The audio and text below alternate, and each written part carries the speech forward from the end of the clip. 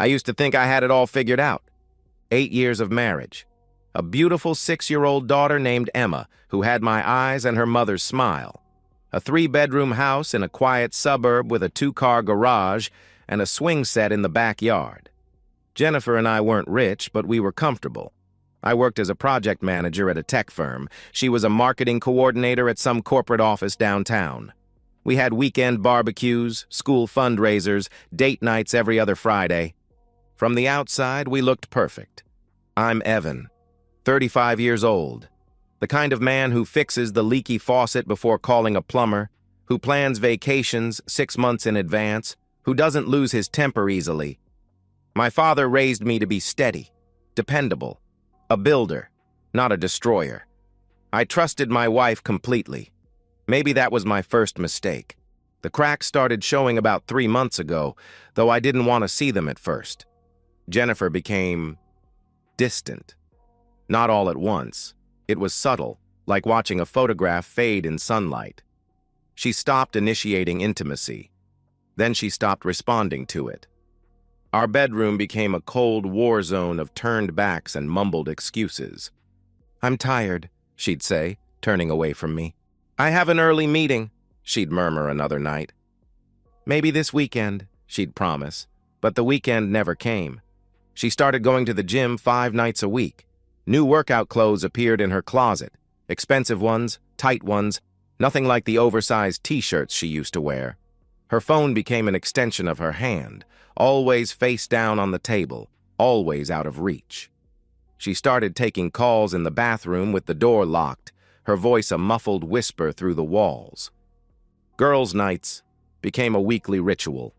She'd leave at 7 and stumble in around 2 in the morning, smelling like wine and perfume I didn't recognize. When I asked about it, gently, carefully, because I didn't want to seem controlling, she turned it around on me. "Why are you interrogating me, Evan?" she snapped one evening. "I'm not interrogating you, I'm just—" I started to explain. "You're acting paranoid.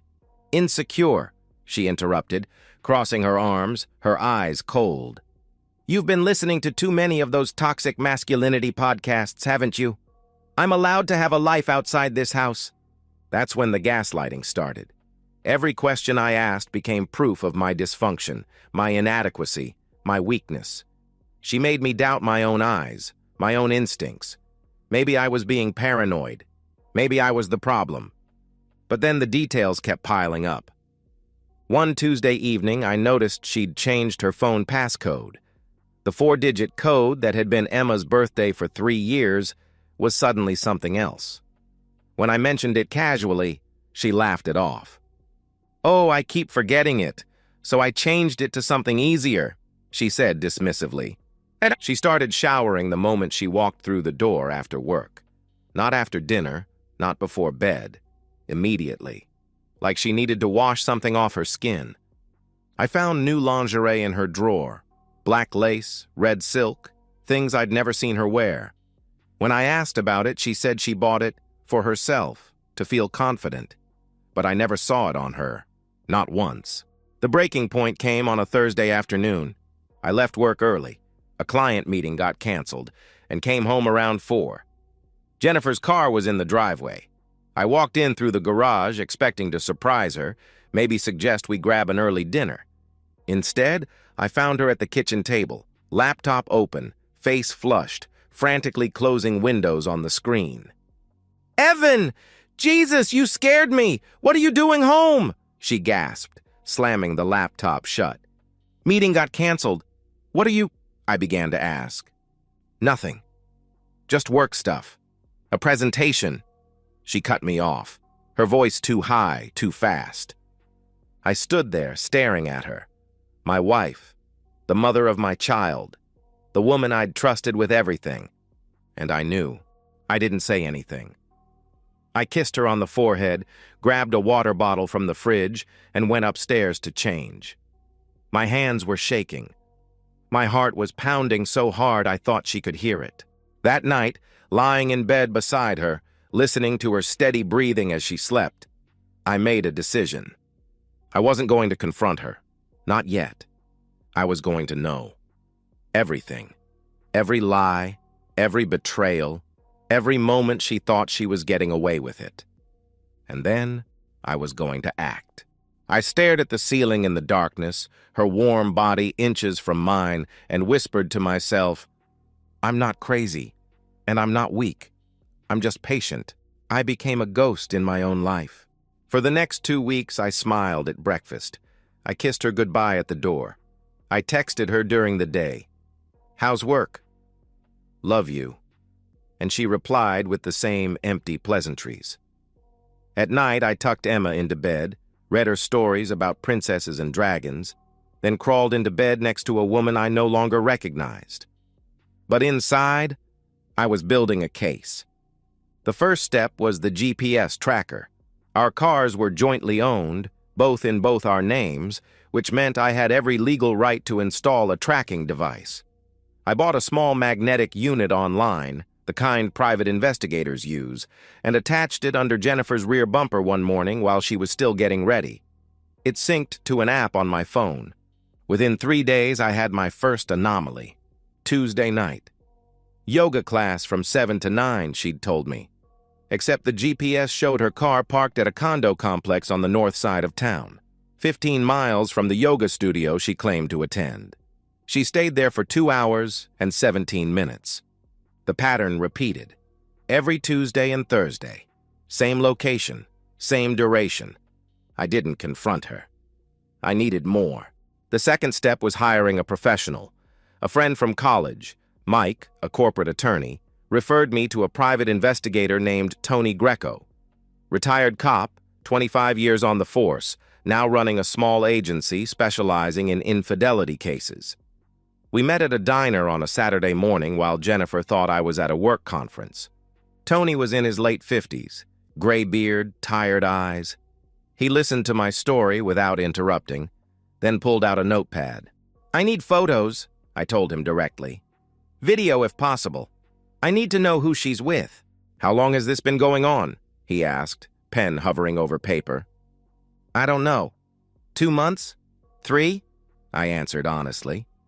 Tony nodded slowly. "It'll take me a week, maybe less. I'll follow her Tuesday and Thursday. Get what you need. It's not cheap." "I don't care what it costs," I said firmly. He gave me a flat rate, $3,000. I paid half up front, in cash. 6 days later, Tony sent me a text. "Got what you need. Let's meet." We met at the same diner. He handed me a manila envelope. Inside were photos, dozens of them. Jennifer's car pulling into the condo complex. Jennifer walking toward a specific unit, 312, carrying a bottle of wine. A man opening the door. Tall, athletic build, dark hair, mid-30s. They kissed. Not a peck. A real kiss, hands in hair, bodies pressed together. More photos, them leaving together hours later, her adjusting her clothes, him with his hand on her lower back. Tony also handed me a printed report. "His name is Derek Brennan. 38, divorced, sales director at your wife's company," he explained, tapping the document. "He's been living in that condo for about a year. From what I can tell, they've been seeing each other at least twice a week for the past 2 months. I stared at the photos. My hands didn't shake. I felt nothing. Just cold, perfect clarity.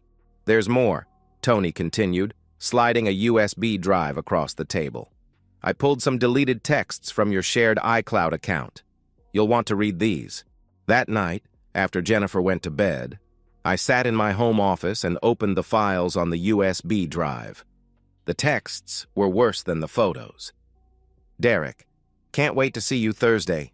Wear that black thing I like." Jennifer, "You're insatiable, LOL. What if he finds out?"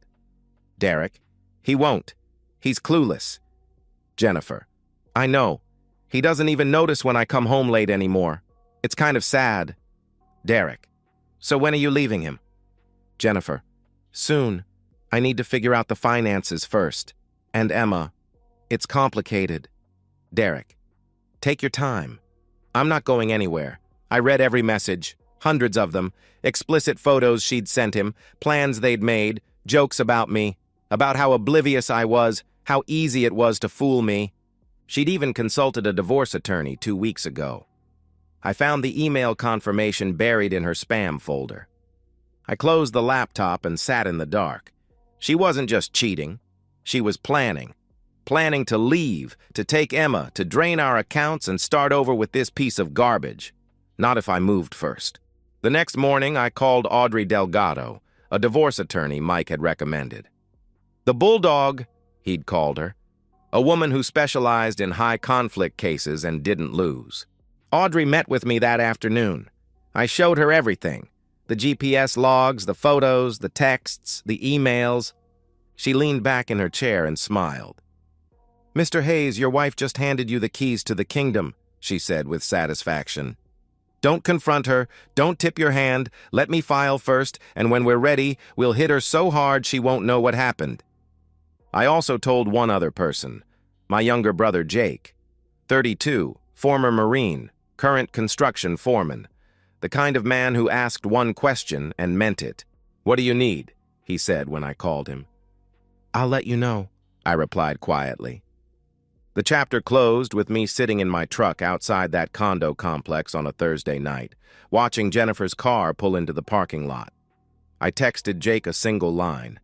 "Next Tuesday, 7 p.m., I'll explain everything." Revenge, I learned, is about control. It's not about yelling or breaking things or making a scene. It's about being 3 steps ahead while your enemy thinks they're winning. Jennifer thought she was so careful, so clever. She had no idea I'd been dismantling her life brick by brick for the past 2.5 weeks. Audrey Delgado worked fast. Within 3 days of our first meeting, she had the divorce papers drawn up, exhaustive, devastating, and strategically brutal. But we didn't serve them yet. That would come later, right after the confrontation, giving Jennifer 0 time to hide assets or coordinate with her own attorney. "The key is that you filed first," Audrey explained during our second meeting, leaning forward with her hands clasped. "In this state, that gives you leverage. We're citing adultery as grounds, which impacts everything: custody, alimony, asset division. She's already consulted an attorney, but she hasn't filed yet. She's waiting, probably trying to figure out how to maximize her payout. Big mistake. Audrey also helped me lock down the finances. I opened a separate bank account and quietly transferred half of our joint savings, legally mine. I changed the direct deposit for my paycheck. I documented every shared expense, every asset, every debt. If Jennifer thought she was going to walk away with the house and a fat settlement, she was delusional. But the legal strategy was only part of the plan. I wanted her to feel what I felt: the humiliation, the betrayal, the loss of control. And for that, I needed to go beyond the courtroom. Step 2, the social angle. I did some digging on Derek. Turns out his boss at Jennifer's company was a woman named Carol Simmons, VP of Sales, mid-40s, known for running a tight ship. Corporate professionalism was her religion. Workplace affairs were her kryptonite. I didn't contact Carol directly, not yet. But I sent an anonymous email to HR, carefully worded, no direct accusations, just concerns about inappropriate conduct between Jennifer Hayes and Derek Brennan. I included vague references to after-hours meetings and unprofessional behavior. I knew HR would start asking questions, and once they did, the whole thing would unravel. I also reached out to a few key people in Jennifer's social circle, casually, indirectly. Her best friend Melissa, for example.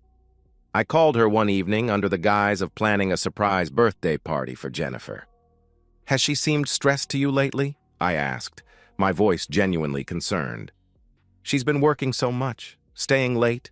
I just want to make sure she's okay." Melissa hesitated on the other end of the line. "Well, she did mention she's been dealing with a difficult coworker. Maybe that's it?" she offered uncertainly. "Yeah, maybe," I agreed sympathetically. I planted the seed. When the truth came out, Melissa, and everyone else, would remember this conversation. They'd realize Jennifer had been lying to them too. But the centerpiece of my plan was the confrontation itself. I knew Jennifer's schedule by heart now. Every Tuesday and Thursday, yoga class from 7 to 9, she'd say.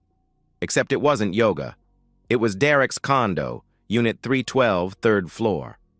I'd been watching the building for a week. Security was a joke. One bored guard at the front desk who barely looked up from his phone. Jake and I planned it carefully. We'd wait until Jennifer's car was in the parking lot, then walk in like we belonged there. No masks, no theatrics, just two men paying a visit. "What's the goal here?" Jake asked me the night before. We were sitting in his garage drinking beer, the smell of sawdust and motor oil thick in the air. "I want her to see me," I explained, my voice steady. "I want her to know that I know. And I want Derek to understand there are consequences." Jake nodded slowly. "How far are we taking this?" he asked carefully. "As far as it needs to go," I replied without hesitation. He didn't ask anything else. I also prepared for the aftermath. I packed a bag for myself, clothes, toiletries, documents. I packed one for Emma, too, her favorite stuffed animal, some books, a week's worth of outfits. We'd be staying at my parents' house for a while. I'd already called them, explained the situation. My father's response was simple. "The door's always open, son," he'd said firmly. I notified Emma's school about potential custody issues. I spoke to the principal directly, handed her a copy of Audrey's temporary custody filing. "If my wife tries to pick Emma up without my permission, you call me immediately," I instructed her seriously. She nodded, understanding the gravity. "Of course, Mr. Hayes." I also changed the locks on our house. Legally, I was allowed. My name was on the deed, and I wasn't barring her from retrieving her belongings. But she wouldn't be walking back into my home like nothing had happened. On Monday night, I sat at the kitchen table with Emma, helping her with her homework. She was working on a drawing, a house, a tree, a sun with a smiley face. "Daddy, are you okay?" she asked suddenly, looking up at me with those big brown eyes. I smiled gently. "I'm fine, sweetheart. Just thinking," I reassured her. "About what?" she pressed innocently. "About how lucky I am to have you," I answered truthfully. She grinned and went back to coloring. Jennifer walked in a few minutes later, keys jangling, phone in hand. She kissed Emma on the head, then glanced at me. "I've got yoga tomorrow night. Can you pick up Emma from dance?" she asked casually. "Sure," I said, my voice perfectly even. "No problem." She smiled, oblivious, confident, untouchable, and walked upstairs. I looked at Jake's last text on my phone. "Ready when you are." I replied, "Tomorrow, 7 p.m. Derek's place.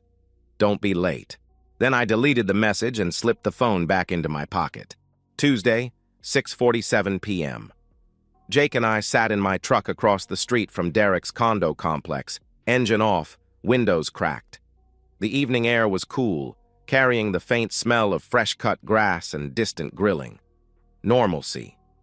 Meanwhile, my heart was a steady drumbeat in my chest. Not panic, not fear. Just cold, focused purpose. "You sure about this?" Jake asked quietly, his voice low. I didn't answer right away. I watched the parking lot entrance, waiting.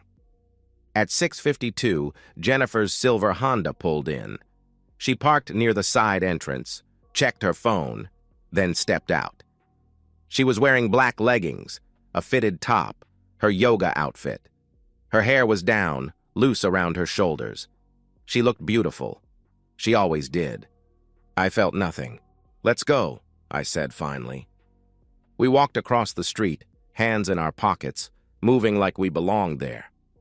The front entrance had a security guard behind a desk, mid-20s, absorbed in his phone, AirPods in.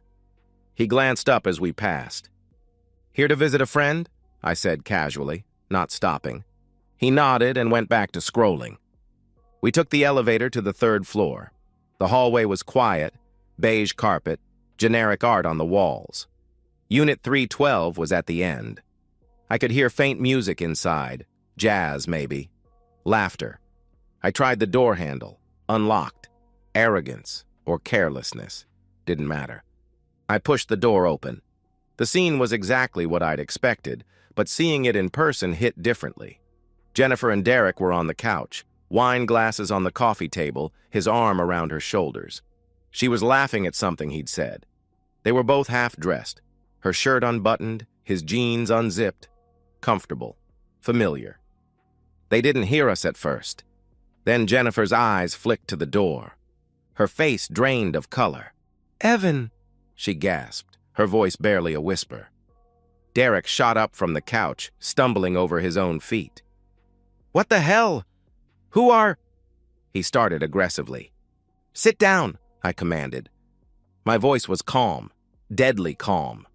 Derek looked at me, then at Jake, 6'2", arms like tree trunks, expression carved from stone, and his bravado evaporated. He sat. Jennifer scrambled to button her shirt, her hands shaking. "Evan, what are you doing here? This is insane. You can't just—" She stammered frantically. "Can't just what?" I interrupted, stepping into the room. Jake closed behind me. "Can't walk in on my wife f***ing her coworker? Can't see what you've been doing every Tuesday and Thursday for the past 2 months?" Her mouth opened, closed. She tried denial first. "I don't know what you think you saw, but—" She began weakly. "Stop," I cut her off. I pulled out my phone, opened the photos Tony had sent me. I held it up. "I have pictures, Jennifer. I have GPS logs. I have your deleted texts. I know everything." Her face crumbled. The denial shifted to anger, her default when cornered.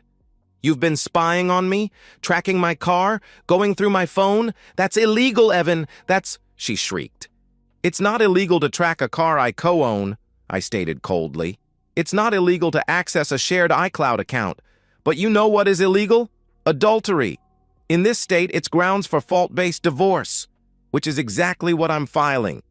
Derek finally found his voice. "Look, man, I didn't— This isn't—" He sputtered pathetically. I turned to face him directly. "You knew she was married. You knew she has a daughter. You did this anyway," I said, my voice flat and accusatory. He tried to stand, puffing out his chest in a weak display of masculinity. "You need to leave. This is my place. I'll call the cops if—" he threatened. "Go ahead," I replied evenly. "Call them. I'd love to explain to the police why I'm here. I'd also love to explain it to Carol Simmons, your boss, the one who's very interested in workplace ethics." Derek's face went pale, but then he made a mistake. He reached for his phone on the coffee table, probably planning to call building security or bluff his way out. Jake moved faster. He grabbed Derek's wrist mid-reach, twisted it sharply. The crack was audible, a wet, bone-deep sound. Derek screamed, a high-pitched, animalistic wail. He crumpled to the floor, clutching his arm, tears streaming down his face. "Jesus Christ!" Jennifer shrieked in horror. "You broke his arm. Evan, you brought your brother to assault someone? You're a psychopath. I'm calling the police." "Go ahead," I repeated calmly. "Call them. But before you do, let me explain what happens next." I stepped closer to her. She backed against the couch, eyes wide, mascara smudged. "Tomorrow morning you're being served with divorce papers. Adultery is cited as grounds. I have evidence, texts, photos, witness statements. Audrey Delgado is my attorney. Look her up. She doesn't lose," I explained methodically. Jennifer's breathing quickened. "Evan, wait. Let's talk about this," she pleaded desperately. "There's nothing to talk about," I said firmly. "I'm filing for full custody of Emma. You've been neglecting her to carry on this affair. I've documented that too. Carol Simmons? She's getting a full report Monday morning. Your family? Your friends? They'll all know by the weekend." "You can't do this," she protested weakly. "I already have," I replied coldly. I leaned in, my voice dropping to a whisper. "You gambled, Jennifer. You thought you were smart enough to play me. You weren't. And now you're going to lose everything." Her face shifted, anger to panic, to something like desperation. "Please, Evan, think about Emma. Think about what this will do to her," she begged, tears streaming down her face. "I am thinking about Emma," I answered quietly. That's why she's not going to grow up watching her father get disrespected in his own home. I turned to Jake. We're done here, I said simply. Derek was still on the floor, whimpering, cradling his arm. Jennifer stood frozen, tears streaming down her face, mouth opening and closing like she was trying to find words that didn't exist. We walked out, didn't look back. In the truck, Jake glanced at me. You good? He asked with concern. Yeah, I answered, exhaling slowly.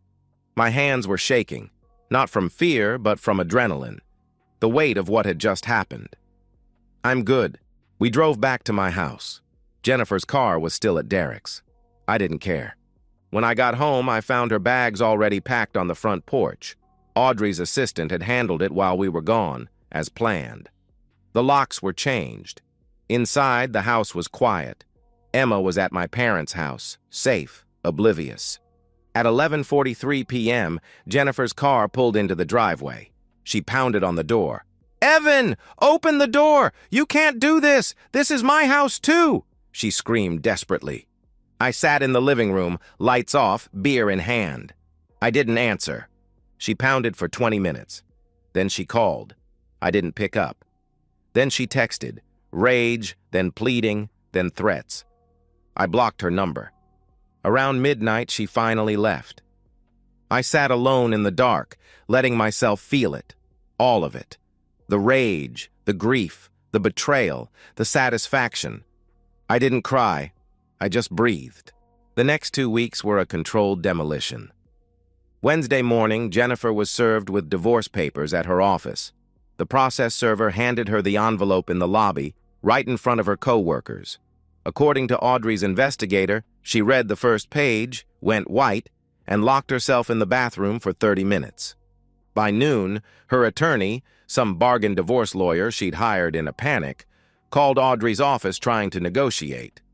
Audrey shut him down in under 5 minutes. Your client committed adultery, Audrey told me later, recounting the call with satisfaction. She has no leverage. She's not getting the house, she's not getting alimony, and she's sure as hell not getting primary custody.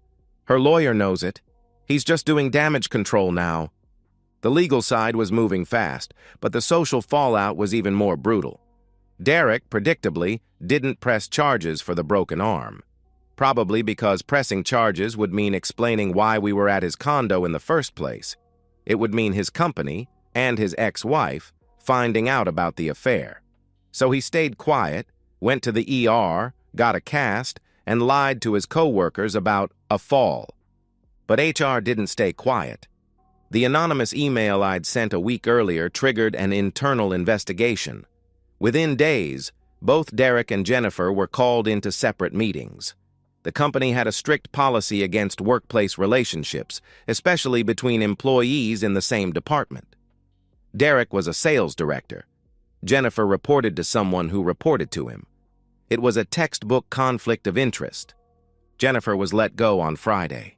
Performance issues, they called it officially. But everyone knew.